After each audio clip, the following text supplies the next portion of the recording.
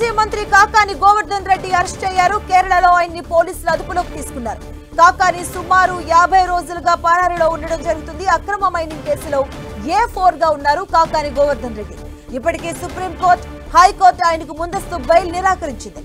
అక్రమ తవ్వకాలు, రవాణా, నిబంధనలకు విరుద్ధంగా పేరుడు పదార్థాల వినియోగం తదితరాలపై పొదలకూరు పోలీస్ స్టేషన్లో ఆయనపై ఫిబ్రవరిలో కేసు నమోదైంది.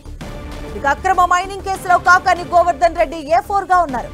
ఈ కేసులో పోలీసులు ఆయనకు పలుమార్లు నోటీసులు కూడా జారీ చేశారు. విచారణకు రావాల్సిందిగా కోరారు. కానీ కాకాని అజ్ఞాతంలోకి వెళ్లిపోయారు. మరికొన్ని కేసుల్లోనూ ఆయనకు నోటీసులు జారీ చేశారు పోలీసులు. అయినప్పటికీ కాకాని పోలీసుల ఎదుట విచారణకు హాజరు కాలేదు.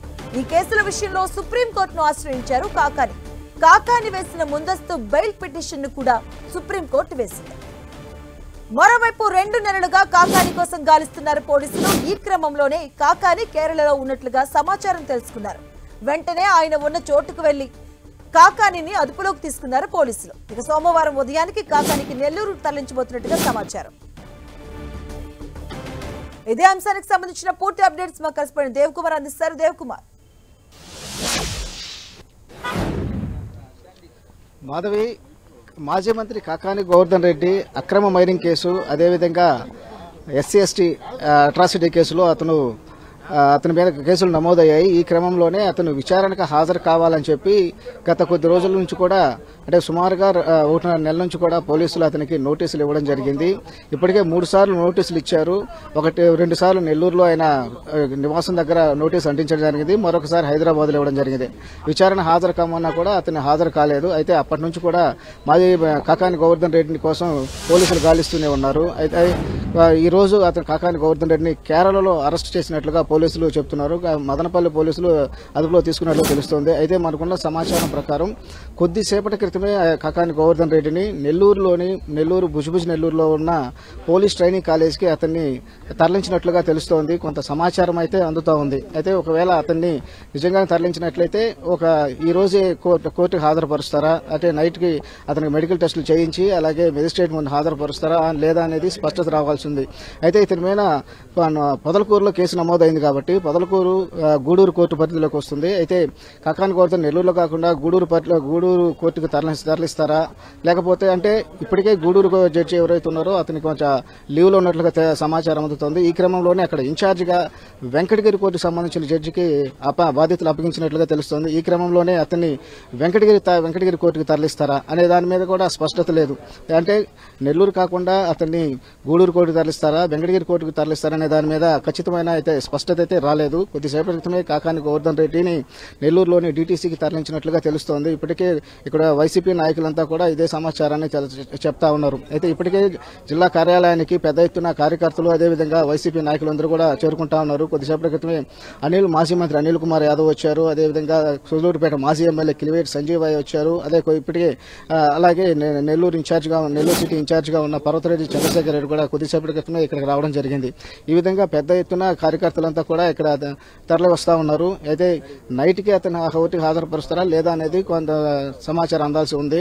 అయితే మాజీ కాకాని గోవర్ధన్ రెడ్డి ఇప్పటికే పొదలకూరులో నమోదైన కేసు విషయానికి వస్తే అక్కడ రుస్తుం మైన్స్ లో అదేవిధంగా సైదాపురంలోని మైన్స్ లో అక్కడ సుమారుగా 250 కోట్ల వరకు అక్రమ మైనింగ్ దోపిడీ జరిగిందని, అలాగే అక్కడ ఉన్న గిరిజనులను బెదిరించి ఊళ్ళు ఖాళీ చేయించి అక్కడ వాళ్ళని గిరిజనులు బెదిరించారని అట్రాసిటీ కేసు కూడా నమోదైంది. అదేవిధంగా అక్కడ మైనింగ్ ఏదైతే జరుగుతుందో అక్కడ మైనింగ్ సంబంధించి అక్కడ నిబంధనలకు విరుద్ధంగా పేలుడు పదార్థాలను ఉపయోగించారని కూడా ఆ కేసులు నమోదయ్యాయి. ఈ క్రమంలోనే అనేక సార్లు కూడా విచారణకు హాజరు కావాలని పోలీసులు నోటీసులు ఇచ్చినా కూడా కాకాని గోవర్ధన్ రెడ్డి విచారణకు హాజరు కాలేదు. అదేవిధంగా హైకోర్టును ఆయన ముందస్తు బెయిల్ కోసం హైకోర్టును ఆశ్రయించడం జరిగింది. అక్కడ కూడా 2-3 సార్లు వాయిదాలు పడిన తర్వాత అక్కడ ఆయనకి చుక్కెదురైంది. అదేవిధంగా సుప్రీంకోర్టును కూడా ఆశ్రయించడం జరిగింది. సుప్రీంకోర్టులో కూడా అతనికి ఎలాంటి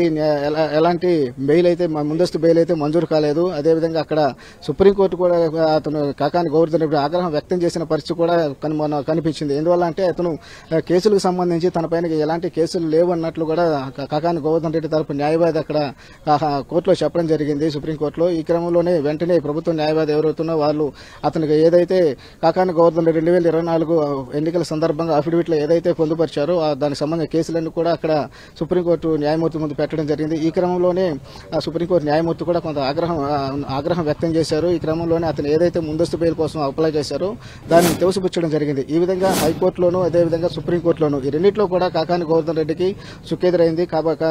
అయినప్పటికీ కాకాని గోవర్ధన్ రెడ్డి కోసం అనేక చోట్ల కూడా పోలీసులు గాలిస్తూ వస్తున్నారు. కొందరేమో కొన్ని రోజుల క్రితం కాకాని గోవర్ధన్ హైదరాబాద్ లో ఉన్నారని, కొన్ని రోజులు అదేవిధంగా శ్రీలంక వెళ్లారని, అదే ముంబైలో ఉన్నారని, అదేవిధంగా కర్ణాటకలో ఉన్నారని, ఇలా అనేక రకాలుగా ప్రచారాలు అయితే జరిగాయి. ఈ క్రమంలోనే పోలీసులు అయితే గాలింపు అయితే కొనసాగుతూనే ఉంది. ఈ క్రమంలో ఈ రోజు కేరళలో ఆయన్ని అరెస్ట్ చేసినట్లుగా తెలుస్తా ఉంది మాధవి. అంటే ఈ విషయంలో చాలా కేసుల్లో కూడా నోటీసులు జారీ చేయడం జరిగింది. ఈయన ప్రస్తుతం ఏ కేసులో ఆయన అరెస్ట్ చేసినట్టుగా పోలీసులు చెప్తున్నారు? అలాగే నెక్స్ట్ ప్రాసెస్ ఎలా ఉండబోతున్నాయి ప్రొసీజర్స్? అయితే పోలీసులు అయితే ఇప్పటి వరకు కూడా ఆయన అరెస్ట్ చేశాము అని ఎక్కడా కూడా మీడియాకి లీకులు ఇవ్వడం కానీ ఎవరితో చెప్పడం కానీ తెలియలేదు.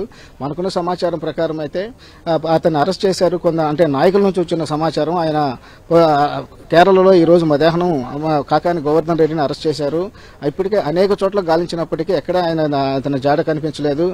అయినప్పటికీ ఈ రోజు మధ్యాహ్నం అంటే ఉదయం మధ్యాహ్నం ఆ ప్రాంతంలో కేరళలో కాకాని గోవర్ధన్ రెడ్డిని కేరళ అరెస్ట్ చేసినట్లుగా తెలుస్తోంది. అయితే ఈ రోజు నైట్ కి అతన్ని హాజరుపరుస్తారా లేక రేపు హాజరుపరుస్తారా అనే దాని మీద ఒక స్పష్టత రావాల్సి ఉంది మాధవి.